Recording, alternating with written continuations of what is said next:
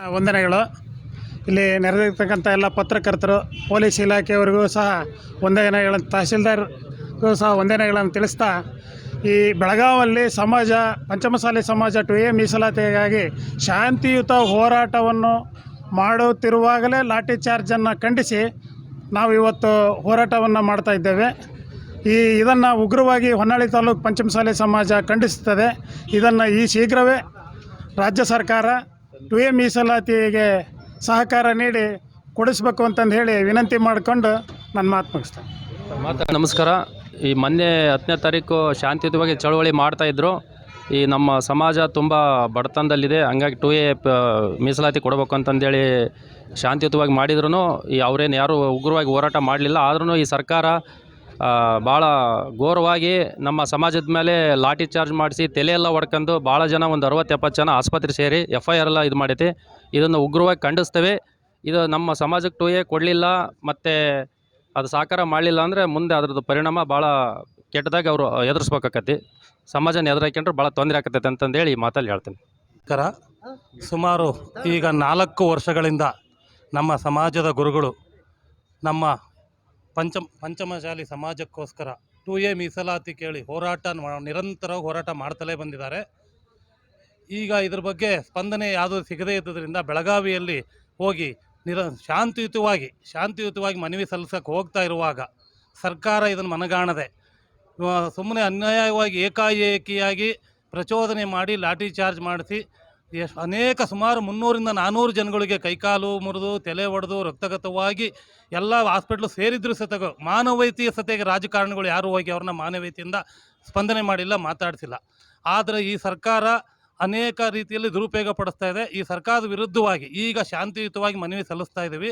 ಮುಂದಿನ ದಿನಗಳಲ್ಲಿ ರಾಜ್ಯಾದ್ಯಂತವಾಗಿ ಉಗ್ರ ಹೋರಾಟ ಹಮ್ಮಿಕೊಳ್ತೀವಿ. ಇದಕ್ಕೆ ಸ್ಪಂದನೆ ಸಿಗದ ಇದ್ದ ಕಾಲಕ್ಕೆ ಇದು ಭಾಳ ಅನ್ಯಾಯ ಅಂತ ಖಂಡಿಸಿ ಇವತ್ತು ಹೋರಾಟ ನಡೆಸಿದ್ದೀವಿ. ಎಲ್ಲರಿಗೂ ನಮಸ್ಕಾರ. ಜೈ ಪಂಚಮಸಾಲಿ, ಜೈ ಪಂಚಮಸಾಲಿ. ಇಲ್ಲಿ ಬಂದಿರತಕ್ಕಂಥ ಎಲ್ಲ ಸಮಾಜದ ಬಾಂಧವರೇ, ಸಮಾಜದ ಮುಖಂಡರುಗಳೇ, ಪತ್ರಿಕಾ ಮಿತ್ರರೇ ಹಾಗೂ ರಕ್ಷಣಾ ಇಲಾಖೆಯವರೇ, ಮೊನ್ನೆ ಪಂಚಮಸಾಲಿ ಸಮಾಜದ ಹೋರಾಟದಲ್ಲಿ ರಾಜ್ಯದ ಪಂಚಮಸಾಲಿ ಬಂಧುಗಳು ಶಾಂತಿಯುತವಾಗಿ ಹೋರಾಟವನ್ನು ಪ್ರಾರಂಭ ಮಾಡಿದರು. ಏಕಾಏಕಿ ಪೊಲೀಸರು ಲಾಠಿ ಚಾರ್ಜ್ ಮಾಡಿ ಹಲ್ಲೆಗಳನ್ನು ಮಾಡಿದ್ದಾರೆ. ರಾಜ್ಯ ಸರ್ಕಾರ ಪಂಚಮಸಾಲಿ ಸಮುದಾಯದ ಓಟ್ಗಳನ್ನು ಪಡೆದು ಸರ್ಕಾರದಲ್ಲಿ ಮುಖ್ಯಮಂತ್ರಿಗಳು ಸಿದ್ದರಾಮಯ್ಯವರು ಮುಖ್ಯಮಂತ್ರಿಗಳಾಗಿದ್ದಾರೆ. ರಾಜ್ಯಾದ್ಯಂತ ಪಂಚಮಸಾಲಿ ಸಮಾಜ ಬಂಧುಗಳು ಹೋರಾಟದಲ್ಲಿ ಪಾಲ್ಗೊಳ್ಳಬೇಕು. 2A ಮೀಸಲಾತಿ ಸಿಗುವವರೆಗೂ ಮನೆಯನ್ನು ಸೇರಬಾರದು ಅಂತೇಳಿ ಪಂಚಮಸಾಲಿ ಬಂಧುಗಳಲ್ಲಿ ವಿನಂತಿ ಮಾಡ್ತೀನಿ, ಎಚ್ಚರಗೊಳಿಸ್ತಾ ಇದ್ದೀನಿ. ಸರ್ಕಾರ ಈ ರೀತಿ ಖಂಡನೀಯವಾಗಿ ನಮ್ಮ ಪಂಚಮಸಾಲಿ ಬಂಧುಗಳ ಮತ ಪಡೆದು ಪಂಚಮಸಾಲಿ ಬಂಧುಗಳ ಮೇಲೆ ಹಲ್ಲೆ ಮಾಡಿರುವುದು ಭಾಳ ಖಂಡನೀಯವಾದಂಥ ಒಂದು ಇದು ಆಗಿದೆ. ಪಂಚಮಸಾಲಿ ಬಂಧುಗಳು ಸುಮ್ಮನಿದ್ರೆ ಶಾಂತಿಯುತವಾಗಿ ಸುಮ್ಮನಿರ್ತಾರೆ, ಎದ್ರೆ ಇಡೀ ರಾಜ್ಯಾದ್ಯಂತ ವೀರರಾಣಿ ಕಿತ್ತೂರು ಚೆನ್ನಮ್ಮನ ಮಕ್ಕಳು ವಿಧಾನಸೌಧದಲ್ಲಿರುವವರನ್ನು ಬಡಗಿ ತಗೊಂಡು ಹೊಡೆದು ಮನೆಗೆ ಹೋಗೋವರೆಗೂ ಬಿಡೋದಿಲ್ಲ ಅಂತೇಳಿ ಎಚ್ಚರಿಕೆಯನ್ನು ಸರ್ಕಾರಕ್ಕೆ ಕೊಡೋಕ್ಕೆ ಇಷ್ಟಪಡ್ತಾ ಇದ್ದೀನಿ. ಇದು ಶಾಂತಿಯುತವಾಗಿ ಹೋರಾಟ ಮಾಡ್ತಾ ಇದ್ದೇವೆ.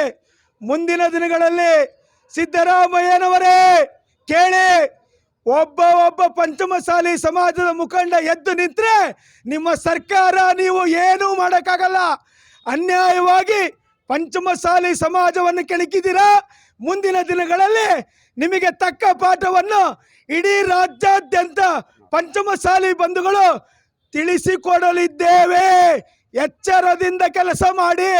ಜೈ ಪಂಚಮಸಾಲಿ, ಜೈ ಪಂಚಮಸಾಲಿ, ಹರ ಹರ ಹರ ಹರ ವೀರರಾಣಿ ಕಿತ್ತೂರು ಚೆನ್ನಮ್ಮಾಜಿ ಅವರಿಗೆ. ಲಾಠಿ ಚಾರ್ಜ್ ಆಗಿ ಸುಮಾರು ಒಂದು 60-70 ಜನಕ್ಕೆ ಭಾಳ ಇದಾಗೈತಿ, ಕೆಲವರಿಗೆಲ್ಲ ಸೀರಿಯಸ್ ಆಗೈತಿ. ಇದು ಮಾಡೋದ್ರಿಂದ ಭಾಳ ಖಂಡನೀಯ ಅಪರಾಧ. ಏನಾಗೈತಿ ಅಂದರೆ ಶಾಂತಿಯುತ ಮಾಡಿದ್ರೆ ಎಲ್ಲರೂ, ಈ ಜಿಲ್ಲಾಧಿಕಾರಿಗಳು ಆಗಲಿ, ಈ ಇಲಾಖೆ ಆಗಲಿ, ಅವರು ಮೌನ ಇದು ಮಾಡೋಕ್ಕಾಯ್ತಲ್ಲ. ಲಾಠಿ ಚಾರ್ಜ್ ಮಾಡಿರೋದು ಇದು ಭಾಳ ಖಂಡನೀಯ. ಹಂಗಾಗಿ ನಾವೆಲ್ಲ ಖಂಡಿಸ್ತೇವೆ. ಮುಂದಿನ ದಿನ ನಾವು ಅಪ ಈ ಸಮಾಜದ ರೀತಿಯಿಂದ ನಾವು ಶಾಂತಿಯುತ ಇದು ಮಾಡಿದ್ದೀವಿ. ಇನ್ನು ಮುಂದೆ ಇದೇ ರೀತಿ ಮತ್ತೆ ಗಲಾಟೆ ಆದರೆ ಮುಂದೆ ಭಾಳ ಉಗ್ರ ಹೋರಾಟ ಮಾಡೋಕ್ಕಾಗ್ತಾ ಅಂತ ಹೇಳ್ತಾ ನನ್ನ 2 ಮಾತುಗಳನ್ನು ಮುಗಿಸ್ತೇನೆ.